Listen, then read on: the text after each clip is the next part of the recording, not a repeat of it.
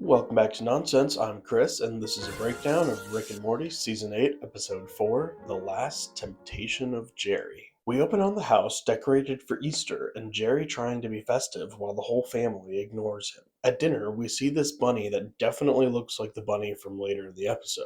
Jerry tries to get everyone excited for painting eggs on Easter and invites them to come out after dinner to buy egg paint. But they all decline. So when he's driving home alone after buying egg paint and for some reason even more decorations, he accidentally runs over a giant monster bunny. He freaks out and the theme song plays before he plops it down in front of the family asking for help. Rick scans it and finds an old German necklace from a specific town, and Jerry has a panic attack so goes to get water, only to chomp through some lettuce first instead. He tries to drink from a glass next, but can't, instead making a water dripper like in a hamster cage. Rick tests his DNA and discovers he's transforming into the monster bunny and will be fully transformed on Easter in 2 days. So he traps him in a crystal to slow the change while he and Morty go to the old German town. First sending Summer off to spring break with a fake ID and a second alcohol stomach before portaling to the town in Germany, immediately finding where the bunny thawed out and then walking through the town, which has a dark Easter festival going on with burning pyres for some reason. Religious people wearing bunny masks and little Easter-themed pop-up stands. They approach a stained glass Easter mural of the bunny with religious figures holding up eggs as an offering to it. Rick scans it and a bunch of the pieces come together to make an egg that Rick comments is from Andromeda, setting up the joke later where Morty can't remotely remember how to say the word. Andromeda! Alright, to Amadabra! Are you messing with me? Nice little mini arc. And all it took was a trip to Amadabra! After Rick realized that they need to go to Andromeda, though, they get approached by an alien Christ trooper who can detect that Rick's been near the Easter rabbit, and they demand he take them to it. So he portals Morty and the egg onto a roof while he absolutely cleans house. But unfortunately, one of the Christ troopers manages to get the egg from Morty and escape. He takes the egg to his boss, where they reveal a really funny gag that the angelic music we'd been hearing throughout the fight scene, which we'd assumed was the soundtrack of the show, was actually diegetic audio of this guy playing his alien instrument. The boss guy orders the trooper guy to go to Andromeda, where the egg came from, and destroy all the eggs but one in order to use it to catch Jerry. As he takes off from the mothership, they do this really funny flight animation like it's flapping side to side, which is funny since it does have wings. We cut to Jerry transforming and flexing out of the crystal Rick trapped him in. Beth takes an anime girl pose before we cut to them post-coitus and about to start on round 2, before getting interrupted by Jerry's transformation into a rabbit as he runs off. Then we do an Indiana Jones-style map travel, following Rick and Morty from the Milky Way to Andromeda.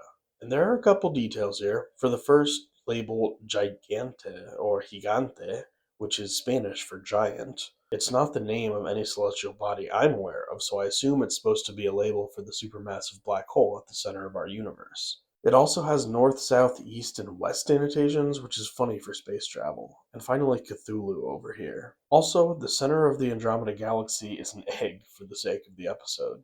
So we cut to them portaling onto an unknown planet, and the vibes take a shift from Indiana Jones hard into the Alien franchise instead. We immediately see a skull with bunny teeth and a giant statue which is clear alien themed.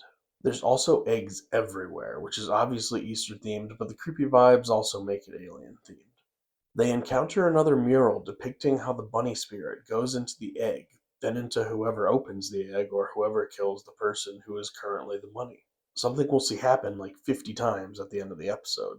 They then notice the giant alien-themed throne, with these two being the most obvious visual nod to the xenomorphs. They have to duck behind a rock though because these big guys show up, and they are an obvious nod to the engineers from the Alien franchise, most prominently seen in Alien Prometheus, which is why Rick later says, "That's the whole plot of Alien Prometheus." Wow, sounds memorable! Anyways, they realize these guys make the eggs, but then the Christ troopers break in, attempting to destroy all the eggs. So in the commotion, Rick and Morty grab the egg, causing one of the troopers to hilariously call Rick a dentist. I'm the dentist! One of the troopers manages to shoot Rick's portal gun though, so Rick throws the fluid on him and they escape through some kind of hatch. And I just love the effect of the portal fluid on this guy. It's really well animated. Rick makes a rolling the stone away from Christ's tomb joke here and flips the troopers off. They come out of what obviously looks like a butt with diarrhea and take one of the Christ troopers' ships, which looks like an Easter egg island statue. We cut back to Jerry, who's now line dancing at a bar before he starts using his new rabbit powers on everyone. But in the back, we can see this really funny bit they did where the bar got a C rating from the health department, but they added letters so it says credit accepted instead. There's also some generic signs over here, but this one cuts off so it just says fancy cock, which is funny, and a license plate over here that just says love beer. Anyways, Jerry uses his powers and everybody starts fucking, including the bouncer who fucks his motorcycle. The Christ troopers show up though and capture him before we cut back to Rick and Morty landing on Easter Island, which I assume is the only pre-programmed destination on Earth. The troopers take Morty hostage and their leader takes off his mask and explains that all they want is to destroy the Easter Bunny so it stops destroying planets. At which point the ship with Jerry arrives and seizing Morty causes him to finish transforming and escape. He massacres all the troopers and runs off across the world back to Beth. But seeing her afraid of him makes him stop rampaging and lay down. So Beth grabs a bunch of stuff to tie him up, and we cut back to Rick and Morty, who now land by the house. And Beth calls them into the garage where she's managed to trap Jerry, and Rick uses the egg and a rigged together machine to suck the rabbit spirit out of Jerry into the egg. But one of the engineer guys shows up to free the rabbit again, and Rick accidentally infects himself before we just run through a montage of everyone being the rabbit a couple times, while random people create a fuck pile before the engineer guy winds up dead,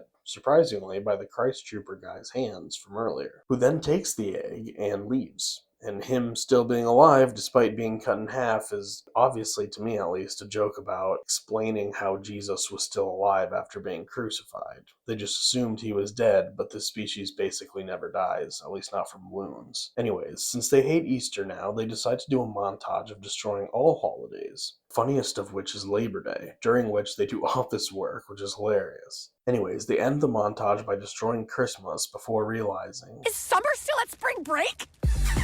and then we just see Summer with a bunch of other exhausted spring breakers who formed a little society. We follow her into a religious tent for someone named Madison, and this guy makes an offering, and his eyes are stitched shut, what is the lore here? I am so curious. We then see Madison on her pool chair throne with two bodyguards, each holding a stripped beach umbrella as a weapon, which is honestly hilarious. Anyways, Summer becomes Madison's favorite, and we skip through the credits to watch the Christ Trooper return to his very religious architecture-y house after 20 years in space to try to get his wife to bang him, but she obviously says no, and he says, I have lived my life poorly. the final Indiana Jones reference of the episode. He chose poorly. And that's all for this breakdown. I've only got one episode left before I can do the complete Easter egg breakdown with just those, but updated with all the additional details you guys leave in the comments. But I am going to release the complete Season 8 breakdown compilation first to give me a little bit of time to work on the Easter egg compilation. So if you want to see more, don't forget to subscribe. If you saw any details I missed or have any ideas for other shows I should cover, let me know in the comments. I'll see you in the next video. Rick! Oh, you know what? Never mind.